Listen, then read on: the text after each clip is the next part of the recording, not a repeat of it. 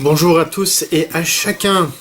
Dans ce beau temps de Pâques, nous sommes invités à accueillir vraiment la grâce du Christ ressuscité qui nous entraîne dans la vie, qui nous entraîne dans la clarté de sa lumière. Au début de ce petit message d'aujourd'hui, qui sera bref, dans quelques heures je vous donnerai une vidéo plus conséquente sur la Pentecôte et l'Esprit Saint. Mais là aujourd'hui quelques nouvelles simplement. Et une nouvelle que je vous invite vraiment à lire, qui est cette lettre pastorale que notre évêque, Monseigneur Aumonier, nous a adressée ce mercredi pour tous les fidèles du diocèse. Donc il donne quelques informations pratiques, mais aussi quelques pistes spirituelles pour vivre ce déconfinement tant attendu, mais qui est une étape pas si évidente que cela. Donc voilà, c'est 4 pages, même pas 3 pages et demie de notre évêque. Donc ce texte est disponible bien sûr sur le site du diocèse, mais aussi sur les sites et blogs du groupement paroissial. Donc quelque chose d'important qui va être vraiment comme un guide pour les jours et les quelques semaines qui vont venir. La bonne nouvelle, vous le savez, c'est que peut-être, mais bon, on avance, c'est vraiment très itératif hein, comme process, c'est pas à pas. Il est probable que finalement nous soyons autorisés à célébrer la Pentecôte ensemble. Donc ça c'est vraiment une grande bonne nouvelle, notamment pour les catéchumènes qui pourraient, lors de la vigile de Pentecôte, recevoir les sacrements d'initiation.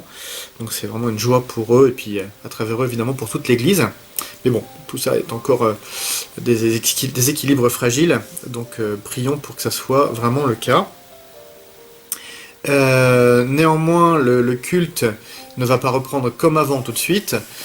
C'est ce que notre évêque nous redit aussi, c'est que il faudra quand même suivre les précautions compte tenu de l'épidémie. Donc on ne va pas tous se retrouver dans nos 4 lieux de culte, comme ça, tous regroupés sans mesure de sécurité. Donc évidemment, il faut qu'on étudie les mesures à prendre.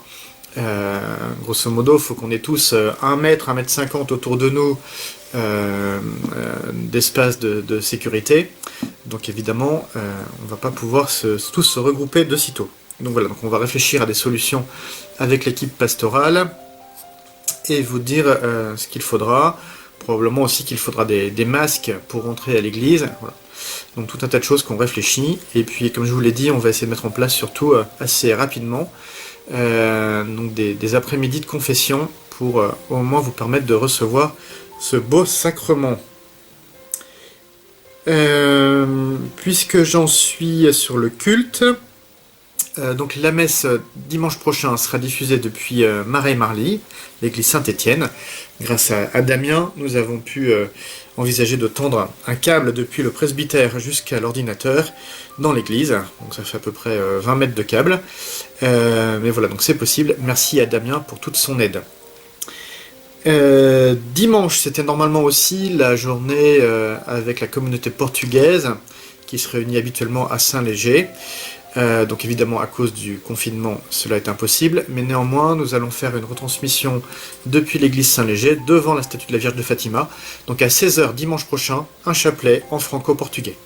Vous pourrez suivre ça sur la chaîne YouTube. N'hésitez pas à donner cette information tout autour de vous, à ceux qui pourraient être intéressés, notamment les quelques lusophones que vous pourriez connaître. Évidemment, bien, se poursuivent les 2 initiatives dont on vous a déjà parlé. Cette proposition de constituer des petits groupes pour lire et partager la parole de Dieu du dimanche. Voilà, c'est vraiment une grâce que ce confinement peut nous permettre de vivre. Voilà, prendre une bonne habitude de prier ensemble la parole de Dieu le dimanche. Voilà, on n'a pas la messe, mais on a la parole de Dieu qui est authentiquement un chemin de vie. Et puis, donc le chapelet pendant tout le mois de mai. Donc Elisabeth a mis en place ce système d'un numéro à appeler tous les jours pour constituer aussi des petits groupes de prière du chapelet. Donc ça c'est pour les aspects très spirituels. Du côté plus pratique, on continue évidemment toujours l'opération pour les migrants. Vous avez sur les sites et blogs tous les renseignements avec la liste actualisée des besoins, donc plutôt des choses fraîches, des légumes et des fruits frais pour cette fois-ci, et puis tout le reste. Reportez-vous à la liste que Sylvain de Mour compose pour nous chaque semaine. en fonction des besoins qu'il a pu voir avec l'équipe de Sèvres. On vous avait parlé, mais ça fait déjà maintenant très longtemps, ça fait 4 semaines, pendant notre soirée bolderie, vous vous souvenez, c'était le vendredi avant les rameaux, donc on était censé faire une soirée bolderie avec une nuit d'adoration qui s'était transformée en soirée bolderie chacun chez soi, et puis avec une nuit de prière, on s'était relayé pour méditer sur la parole de Dieu. Et donc c'était tout ça fait au profit de notre vie spirituelle bien sûr, mais aussi secondairement de l'IRAP, qui est une association au Liban qui s'occupe de sourds, d'enfants sourds, mais aussi depuis les guerres au Liban et à l'extérieur du Liban, une structure qui accueille aussi des réfugiés.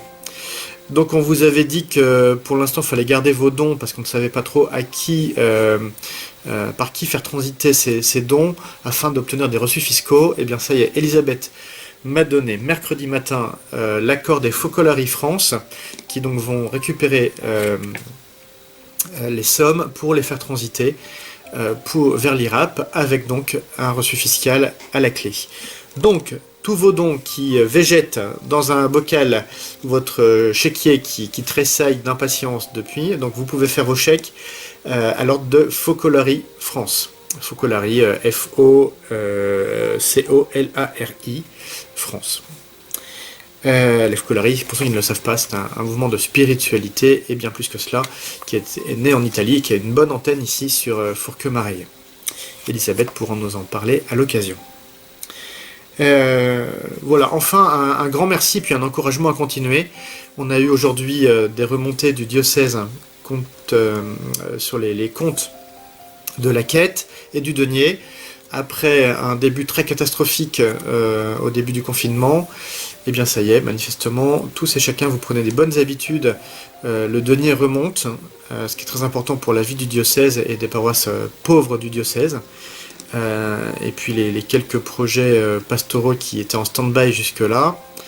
Et puis pour la quête aussi, alors on n'est pas encore au niveau des quêtes habituelles, hein, donc on va clairement avoir un manque dans nos comptes paroissiaux, mais merci en tout cas à tous ceux qui, depuis quelques jours en tout cas, ont mis un petit coup de collier pour soit passer par la plateforme des évêques, donc quête.catholique.fr, soit l'application sur vos smartphones qui s'appelle La Quête.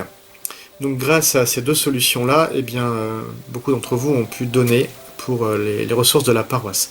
Donc un grand merci, puis n'hésitez pas à communiquer sur ces moyens-là tout autour de vous. Voilà, c'est toujours... voilà, moi je suis pas devenu prêtre pour parler d'argent, hein. Je brassais de l'argent avant de rentrer au séminaire, j'ai changé de vie pour parler d'autres choses, mais néanmoins, voilà, l'argent c'est important pour qu'on puisse promouvoir nos initiatives pastorales, payer les salariés, payer l'entretien des églises et maisons paroissiales qui nous appartiennent. Donc voilà, donc merci beaucoup pour tous vos efforts, et puis eh bien, à bientôt en tout cas. Donc prochainement sur vos écrans, une petite vidéo sur l'Esprit Saint et la Pentecôte. Voilà, que le Seigneur vous bénisse. Bonne route à chacun.